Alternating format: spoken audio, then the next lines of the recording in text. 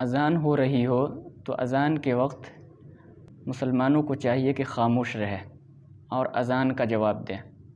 اذان کے جواب دینے کی دو قسمیں ہیں، یا جواب دو طرح کا ہوتا ہے، ایک ہے قولی جواب، ایک ہے عملی جواب۔ قولی جواب کا مطلب ہے زبان سے جواب دینا۔ مؤذن اذان کے اندر جو الفاظ کہہ رہا ہے سننے والے کو چاہیے کہ وہی الفاظ دہرائے، اس کو کہتے ہیں زبان سے جواب دینا۔ زبان سے جواب دینا مستحب ہے۔ اور ایک ہے عملی جواب۔ عملی جواب کہتے ہیں کہ اذان کی آواز سن کر کے نماز کی تیاری میں لگ جائے آدمی، مسجد کی طرف چل پڑے، یہ عملی جواب ہے، اور یہ مسلمانوں کے اوپر واجب ہے، ضروری ہے کہ جیسے ہی اذان ہو جائے تو آدمی نماز کی تیاری میں لگ جائے۔ تو اذان کا جواب دینا زبان سے یہ مستحب ہے۔ اور اذان کے وقت باتیں کرنا، دنیا کی باتیں ہوں تو یہ مکروہ ہے۔ اس لیے آدمی کو چاہیے کہ جس وقت اذان ہو رہی ہو اس وقت مکمل طور پہ خاموش رہے اور اذان کا جواب دے۔ اگر دنیا کی باتیں کرتا ہے تو مکروہ ہوگا۔ یہ قید ہم نے اس لیے لگائی ہے کہ اگر دین کی باتیں ہو رہی ہوں، مثال کے طور پہ ایک آدمی وعظ و نصیحت کے اندر مشغول ہے، تعلیم و تعلم کے اندر مشغول ہے، پڑھنے پڑھانے کے اندر مشغول ہے، اور اسی درمیان اذان ہو جائے تو اس کے لیے بھی بہتر یہی ہے کہ تعلیم و تعلم کو روک دیں، پڑھنے پڑھانے کو روک دیں۔ لیکن اگر خدا نخواستہ یہ تعلیم و تعلم کو جاری رکھے، وعظ و نصیحت کو جاری رکھے، تو ان کے لیے مکروہ نہیں ہے۔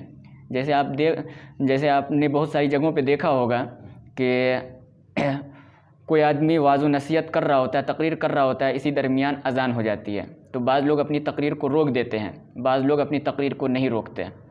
تو جو تقریر کو روک دیتے وہ بھی ٹھیک ہے، اچھی بات ہے، بہتر بات ہے۔ اور جو آدمی تقریر کو نہیں روکتا، اپنی تقریر کو جاری رکھتا ہے، تو اس کی بھی گنجائش ہے، جائز ہے، کیونکہ وہ بھی دین ہی کے کام میں لگا ہوا ہے۔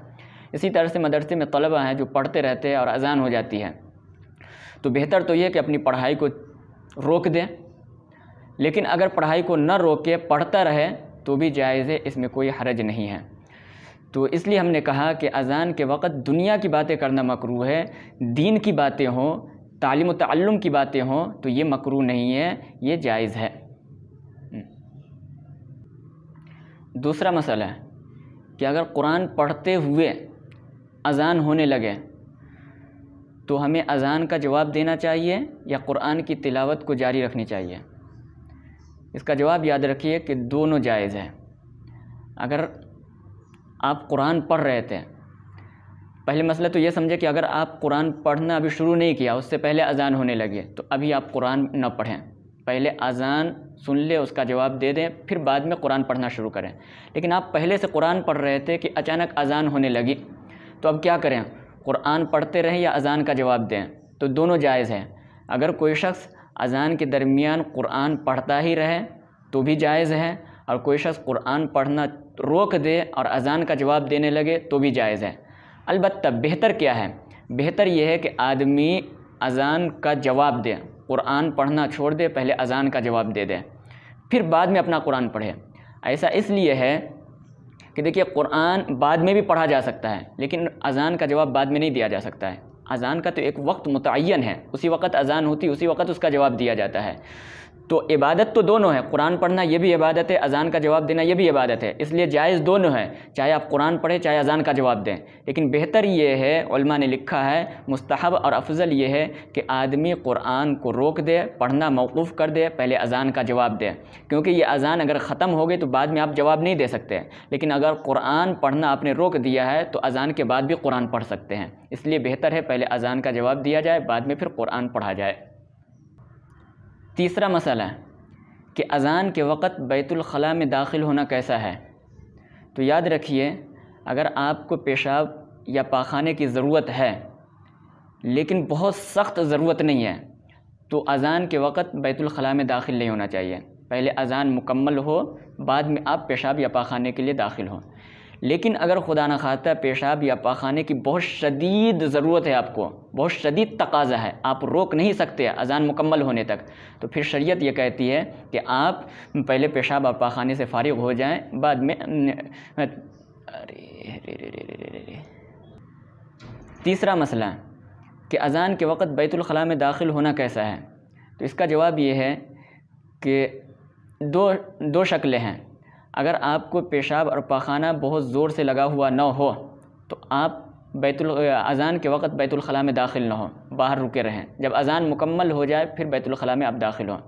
لیکن اگر پیشاب یا پاخانے کا شدید تقاضا ہو، بہت سخت آپ کو لگا ہوا ہو اور آپ اذان تک برداشت نہیں کر سکتے، اذان کے مکمل ہونے تک آپ روک نہیں سکتے، تو پھر ایسی شکل میں آپ بیت الخلاء میں داخل ہو جائیں، اس میں کوئی حرج نہیں ہے.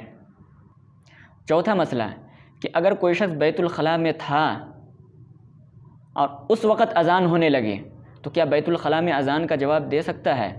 جواب یہ ہے کہ بیت الخلاء میں ہونے کی شکل میں آدمی کو زبان سے اذان کا جواب نہیں دینی چاہیے. اس شکل میں اذان کا جواب دینا جائز نہیں ہے، اس لیے پرہیز کرنا چاہیے.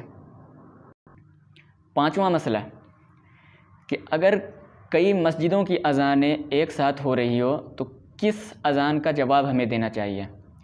یاد رکھیے، اگر 2-3 مسجدوں کی اذانیں یکے بعد دیگرے ہو رہی ہو، بیراباری ہو رہی ہے، مثال کے طور پہ 1 منٹ پہلے ایک مسجد میں اذان ہوئی، اس کے چند منٹوں کے بعد دوسری مسجد میں اذان ہو رہی ہے، تو اگر الگ الگ اوقات میں اذان ہو رہی ہے یا ایک مسجد میں 15 منٹ پہلے اذان ہوئی، دوسری مسجد میں 15 منٹ کے بعد اذان ہو رہی ہے، تو ایسی شکل میں جس اذان کی آواز پہلے آ رہی ہے اس اذان کا جواب دینی چاہیے آدمی کو، چاہے وہ اپنے محلے کی مسجد کی اذان ہو یا کسی دوسرے محلے کی مسجد کی اذان ہو. تو اگر الگ الگ وقت میں اذان ہو رہی ہو تو جس مسجد کی اذان پہلے ہو رہی ہے اس مسجد کی اذان کا جواب دینی چاہیے، باقی مسجدوں کی اذان کا جواب دینا ضروری نہیں ہے. اور اگر 2-3 مسجدوں کی اذان ایک ہی ساتھ ہو رہی ہے، جیسے مغرب کی اذان میں عام طور پہ ہوتا ہے کہ محلے کے اندر جتنی مسجدیں ہوتی ہیں تقریباً 10-15 سیکنڈ کے بعد ہر مسجد میں اذان ہونے لگتی ہے، تو اگر اس طرح کی بات ہے کہ اگر ایک ہی وقت کئی مسجدوں میں اذان ہو رہی ہو تو پھر اس وقت میں آدمی کو چاہیے کہ اپنے محلے کی مسجد کی نیت کر کے جواب دے دیں، یہ کافی ہے. چھٹا مسئلہ کہ اذان کے وقت کسی کو سلام کرنا یا اگر کوئی شخص سلام کرے تو اس کا جواب دینا کیسا ہے؟ یاد رکھیے، اذان کے وقت کسی کو سلام کرنا مکروہ ہے، کسی کو سلام نہیں کرنی چاہیے. اور اگر کسی شخص نے آپ کو سلام کیا ہے تو اس کا جواب دینا واجب نہیں ہے. اگر آپ جواب نہیں دیں گے تو گناہ گار نہیں ہوں گے. جیسے عام حالات میں یہ ہے کہ سلام کا جواب دینا واجب ہے، اگر کوئی شخص جواب نہ دے تو گناہ گار ہوتا ہے. تو اگر کوئی شخص آپ کو سلام کر رہا اذان کے وقت تو اس وقت آپ کے ذمہ سلام کا جواب دینا واجب نہیں ہے. اگر نہیں دیں گے تو کوئی حرج نہیں، کوئی گناہ نہیں ہے، اور اگر دے دیں گے تو بھی کوئی حرج نہیں ہے.